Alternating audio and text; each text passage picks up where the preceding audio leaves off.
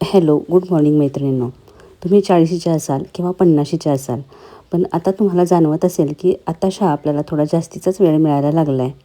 आणि आता विचार करायला गेलं की समजतं की कितीतरी गोष्टी आपल्याला आवडत होत्या, त्या करायच्या राहूनच गेलेत. आणि आता त्या करायची खूप इच्छा आहे, पण असं वाटतं आहे की आपलं आयुष्यच स्लो डाऊन झालं आहे आणि त्याहीपेक्षा एनर्जी खूप डाऊन झाली आहे. आत्तापर्यंतचं आयुष्य किती धावपळीचं होतं. इतके बिझी, इतके धावपळीत होतो की स्वतःसाठी सुद्धा थोडासा वेळ द्यायला पाहिजे, हे कधी जाणवलंच नाही. बरोबर ना? तर मैत्रिणींनो, आत्तापर्यंत आपण इतरांसाठी खूप काही केलं आहे. आता स्वतःच्या आरोग्यासाठी, आनंदासाठी, सौंदर्यासाठी आणि स्वप्नांसाठी सुद्धा थोडंसं जगून पाहूया. आणि खरंच प्रत्येक स्त्रीला हे फार उशिरा कळतं आणि गृहिणी म्हणून आपली कामं दिवसभर कधीच संपत नाहीत. आणि ही कामं झाल्यानंतर स्वतःसाठी वेळ काढेन असं म्हणत बसलात तर ती कामं कधीच संपणार नाहीत आणि स्वतःसाठी वेळ काढणंसुद्धा जमणार नाही. त्यामुळं आता स्वतःचं असं सकाळचं एक रुटीन बनवा. आपण आत्तापर्यंत काय करत आलेलो असतो की इतरांच्या रुटीनप्रमाणे आपलं रुटीन सेट करत असतो.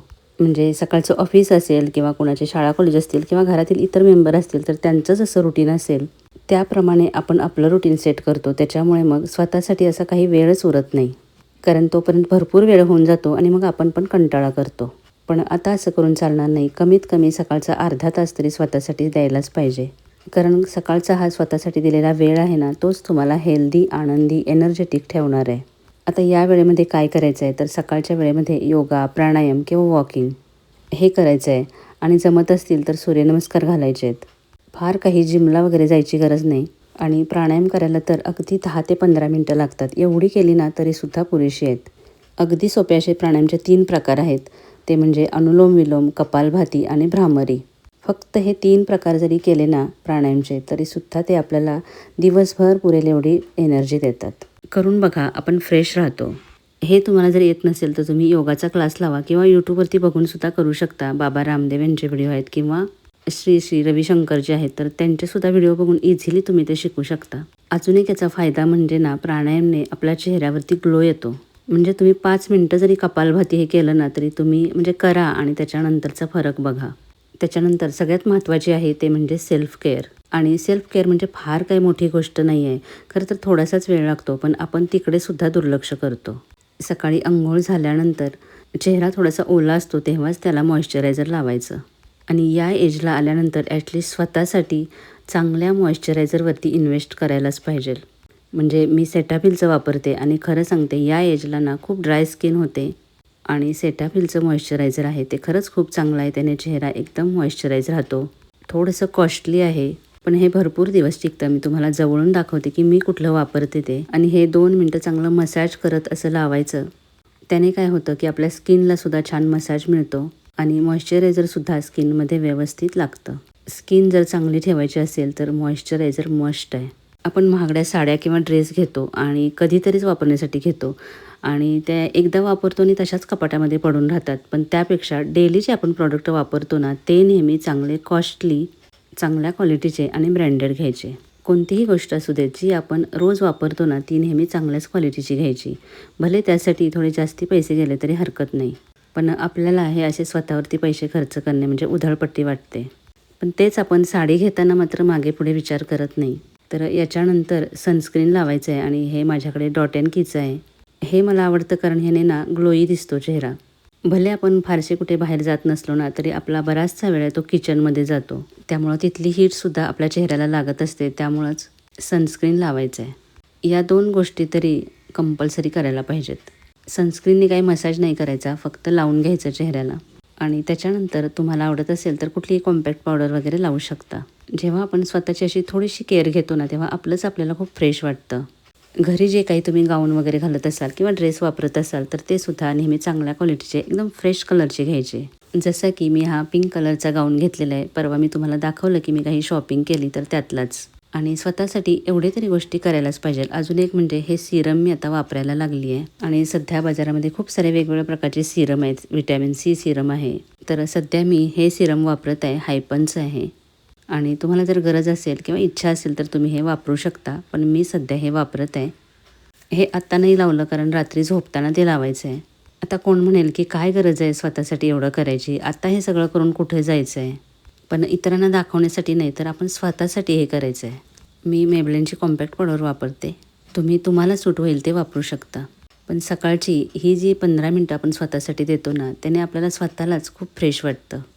नाहीतर बघा कळकटलेले, मळकटलेले असे गाऊन घालून दिवसभर घरात बसलं की आपल्याबरोबर आपल्या घरातल्यांनासुद्धा आपण बोरिंग वाटतो. पण असं का राहायचं? आपण स्वतःसुद्धा महत्त्वाचे आहोतच की. नंतर मी फक्त इतरांसाठीच सगळं केलं, स्वतःसाठी काहीच केलं नाही असं म्हणत कुढत बसण्यापेक्षा हे चांगलं नाही का? खरं तर आता या एजला कितीतरी प्रॉब्लेम सुरू होतात. म्हणजे चेहऱ्यावरती पिगमेंटेशन दिसू लागतं.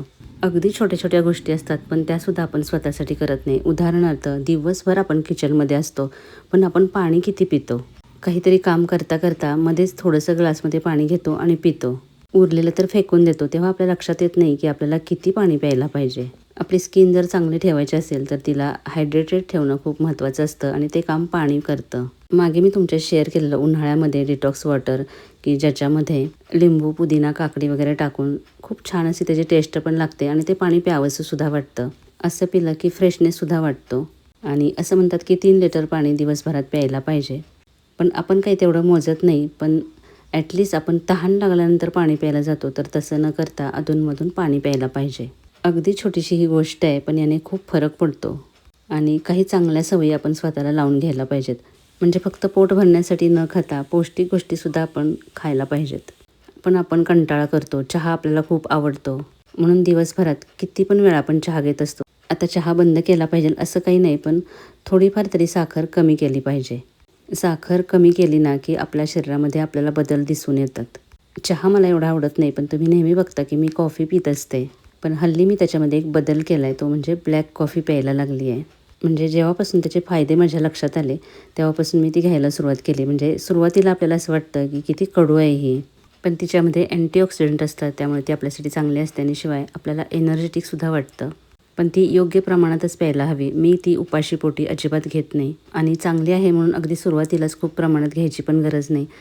आधी थोड्या थोड्या प्रमाणात घ्यायला सुरुवात करायची आणि ते सुद्धा तुम्हाला सूट होते का हे बघूनच कॉफी घ्यायला सुरुवात करा, म्हणजे ब्लॅक कॉफी. पण मला ती सूट झाली आणि मी फार जास्त प्रमाणात पण घेत नाही. आणि त्यासाठी आपला नेहमीचा चहाचा कप न वापरता मी हा असा काचेचा कप आहे, किती थोडीशी आहे बघा, मी तेवढीच घेते. मी खूप वेळा असे बदल करत असते. मागे मी ना 16 तासाचा उपवास केलेला. म्हणजे मी बघितलेलं, खूप वेळा ऐकलेलं सुद्धा 16 तासाच्या उपवासाबद्दल. पण मी तुम्हाला ते सांगितलं नाही कारण की मी आधी बघितलं की काय काय फरक जाणवतो ते. आणि मी हे फक्त 1 आठवडाभर केलं. 16 तासाचा उपवास म्हणजे रात्रीचं जेवण लवकर घ्यायचं आणि सकाळचा जो नाश्ता किंवा जेवण असेल तर त्याच्यामध्ये 16 तासाचं अंतर असायला पाहिजे. आणि मला वाटलं की हे आपल्याला जमणार नाही. पण म्हटलं ट्राय तर करून बघूयात आणि हे मी ट्राय केलेलं एप्रिलमध्ये. आणि खरंच तेव्हा ना मला खूप बदल जाणवला स्वतःमध्ये. पण त्याच्यानंतर याची कंटिन्युटी राहिली नाही कारण की मी खूप वेळा तरी गावाला गेले किंवा कुठे बाहेर गेले आणि अशा काही ना काही कारणामुळे ना त्याच्यामध्ये कंटिन्युटी राहिली नाही. आता परत ते सुरू करायचं म्हणते आहे. 1 महिनाभर केल्यानंतर काय फरक जाणवला मग मी तुमच्याशी शेअर करेन. 40शी नंतर स्वतःला तयार करणं किंवा स्वतःची स्किन केअर करणं ही काय फक्त दिखाव्याची गोष्ट नाही आहे, तर गरजेची गोष्ट आहे. स्वतःसाठी असं थोडंफार काही केलं ना की मग मनामध्ये रिग्रेट राहत नाही आणि या गोष्टी तुमचा आत्मविश्वाससुद्धा वाढवतात. बघा कधीतरी कोणीतरी आपल्याला वयापेक्षा कमी दिसतेस असं म्हटलं की आनंद होतो ना. आता बघा वय आहे ते वाढणारच, पण या वयातसुद्धा आपण छान असे ग्रेसफुल दिसलो तर काय वाईट आहे.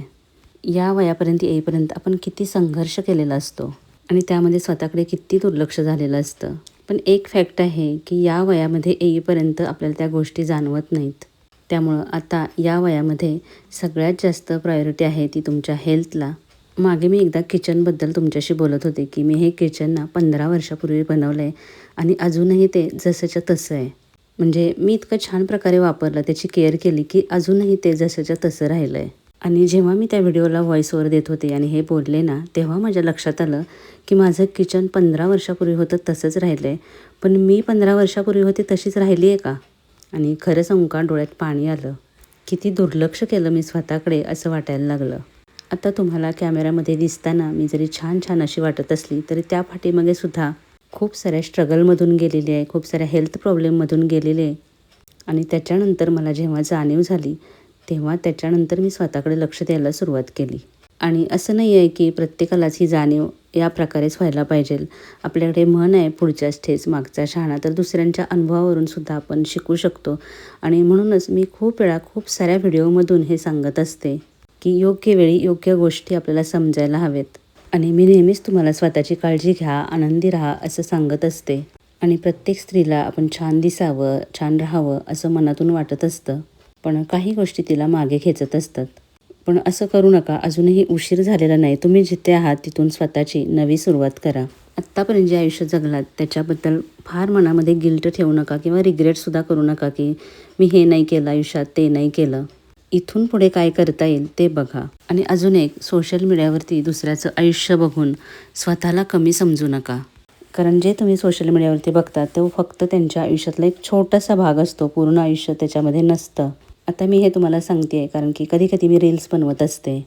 तर ते बघून कधी-कधी मैत्रिणींचे फोन वगैरे येत असतात की किती छान मेंटेन केलेस तू स्वतःला, किती छान राहतेस, मी मात्र काहीच स्वतःकडे लक्ष दिलं नाही. म्हणजे असा गिल्ट असतो मनात. पण हा गिल्ट मनातून काढून टाका आणि स्वतःसाठी जगायला सुरुवात करा असं मी नेहमी सांगत असते. कारण की प्रत्येक स्त्रीचा प्रवास वेगळा असतो. तुमच्या आयुष्यात तुम्ही जे काही केलं आहे त्याची किंमत दुसऱ्यांच्या आयुष्याशी तुलना करून ठरवू नका. तुम्ही स्वतःला महत्त्व द्या. खाण्यापिण्याच्या सवयींमध्ये चांगला बदल करायचा. प्रोटीन, फ्रूट, सॅलड ह्या गोष्टी आपल्या आहारामध्ये असायला पाहिजेत. तर मैत्रिणींनो, आत्तापर्यंत तुम्ही तुमच्या कुटुंबासाठी खूप काही केलं आहे. आता स्वतःच्या आरोग्यासाठी, आनंदासाठी, सौंदर्यासाठी आणि स्वतःच्या स्वप्नांसाठी सुद्धा थोडं जगूयात, नाही का? तर मैत्रिणींनो, स्वतःची काळजी घेणं म्हणजे स्वार्थीपणा नव्हे. अजिबात मनामध्ये गिल्ट वाटू देऊ नका की स्वतःसाठी थोडा वेळ काढला तर. आणि तो वेळ काढायलाच पाहिजे, स्वतःकडे लक्ष द्यायला पाहिजे. कारण आता नाही तर कधी ना. जर तुम्ही स्वतःकडे लक्ष दिलं नाही तर नंतर मनामध्ये कुडत बसण्यास काहीच पॉईंट नाही आहे. त्यामुळं आता वेळ आहे तर स्वतःकडे लक्ष द्यायला सुरुवात करा.